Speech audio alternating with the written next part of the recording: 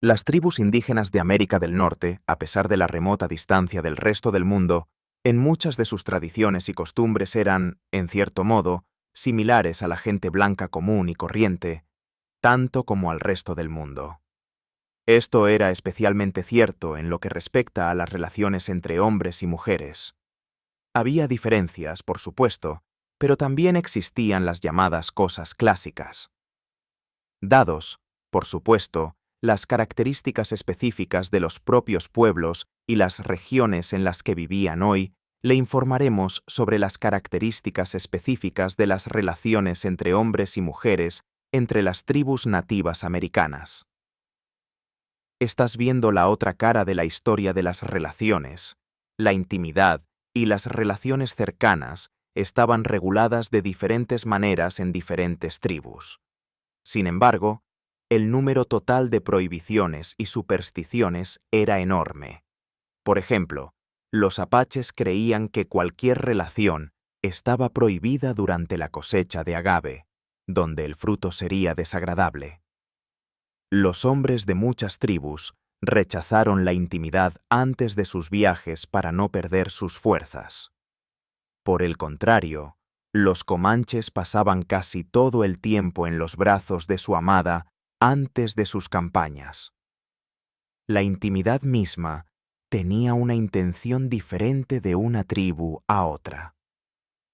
Algunas tribus lo consideraban solo una forma de concebir un hijo, mientras que otros una forma de obtener satisfacción para los hombres, y a nadie realmente le importaba la satisfacción de las mujeres.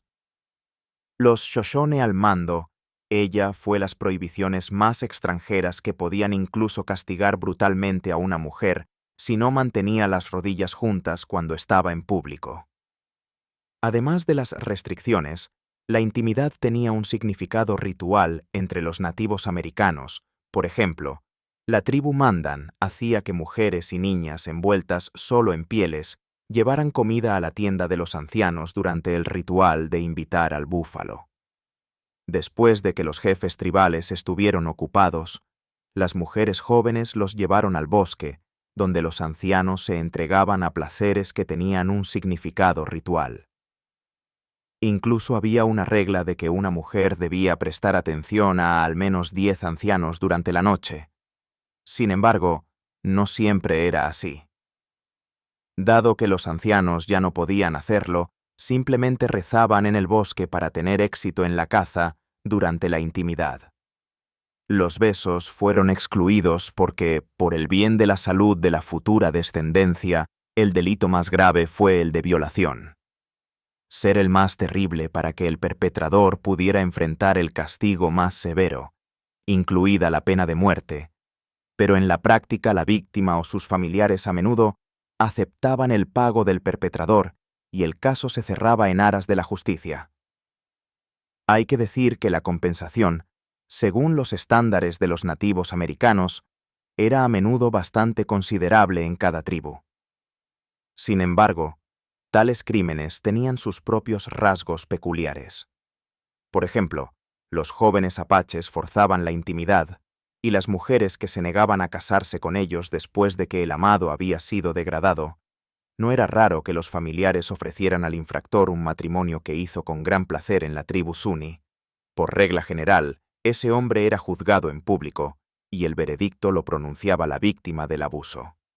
Si la víctima pedía la muerte del abusador, el perpetrador era ejecutado sin ningún arrepentimiento, pero como mencionado anteriormente, la mayoría de las veces la víctima pedía una compensación material que era bastante alta. En la tribu Ojibwe, las mujeres temían abiertamente actos de violencia, y la esfera fue incitada por los chamanes locales. Una peculiaridad interesante es que en esta tribu, el propio capataz actuaba como un delincuente. El chamán primero advertía a la víctima de la supuesta visita inminente de un encantador en el cuerpo de otro hombre y luego aparecía él mismo. En teoría, una mujer o una niña ni siquiera podía negarse porque el chamán era el hombre más poderoso y amenazante de la tribu. En este caso, el chamán siempre podía deshacerse del hecho alegando que se había aprovechado de su cuerpo donde el espíritu de su devoto en la misma tribu era característico de deshonrar a las hijastras. El castigo máximo era que madre e hija abandonaran la disposición corporal del marido. Los nativos americanos no tenían la prostitución en el sentido clásico, pero había tradiciones que hasta cierto punto podían interpretarse en este respecto. Por ejemplo, entre los Creeks se creía que incluso una mujer casada tenía derecho a disponer de su cuerpo por su propia voluntad. Por lo tanto, una mujer de la tribu tenía todo el derecho a ofrecerse para pasar la noche a un transeúnte o horrorizado. Pero la tribu Salish incluso tenía un grupo de mujeres casadas y solteras que estaban obligadas a compartir la cama con quien los mayores les indicaran. Una tribu generalmente se caracterizaba por la poligamia, y al igual que los Creeks, la mujer tenía derecho a disponer de su cuerpo como quisiera. Según todos los informes, dar una esposa a un huésped o viajero era una práctica común en muchas tribus. Algunos jefes incluso iban especialmente a visitar una tribu vecina, sabiendo que allí le ofrecerían una mujer encantadora para pasar la noche. En este caso, no se requería el consentimiento de la mujer, ya que los propios hombres decidían a quién enviar a la cama con el invitado. El asunto era similar al de la tribu Omaha, aunque si los familiares pensaban que a la mujer le gustaba demasiado deshacerse de su propio cuerpo, se le podía dar un castigo por ello. Los miembros de la tribu Papago permitían niñas y mujeres especiales durante varios festivales que podían crear una relación a corto plazo. Durante la celebración, las mujeres jóvenes bailaban decoradas con varios dibujos y hojas de maíz. Los hombres que gustaban de alguien se llevaban al elegido para sí, creando una familia por un corto tiempo. Podría ocurrir que tal relación terminara en la creación de una familia, si no, los familiares criaban a los niños como adultos. Los miembros de la tribu vecina de Papago, el pueblo Pima, tenían una categoría separada de las llamadas mujeres seductoras. Nadie pensaba que tal ocupación fuera vergonzosa, y las mujeres decidían por sí mismas si ser esposas modelo o mujeres brillantes que esperaban las próximas vacaciones para dar a un nuevo hombre venganza por hacer trampa. A pesar de que hasta cierto punto la relación entre un hombre y una mujer entre los nativos americanos era relativamente libre, el adulterio a menudo era castigado con más dureza. La única excepción fue la tribu Hopi, que permitía que un hombre tuviera una supuesta esposa privada además de su esposa legítima. Otras tribus castigaban a las esposas adúlteras y, de hecho, a los maridos infieles. Al mismo tiempo, el asunto es que antes del matrimonio, un hombre en realidad compraba a su esposa dando ricas ofrendas a sus parientes y, en consecuencia, una esposa se consideraba propiedad personal y una ofensa contra ella se consideraba un crimen. El Consejo de Comando podía expulsar a las esposas infieles de la tribu o venderlas como esclavas. Después, la mujer infeliz podía ser afeitada o golpeada. Eventualmente, la esposa infiel sería devuelta a sus parientes, a menudo haciendo trampa.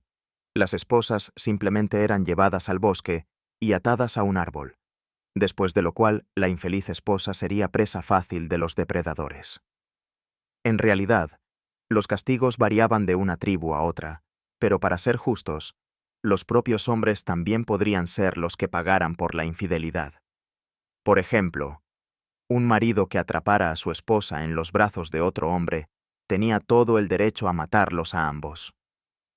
Además, es interesante cómo se comportaban las mujeres que sospechaban que sus maridos estaban a punto de ser seducidos o que ya habían sido seducidos.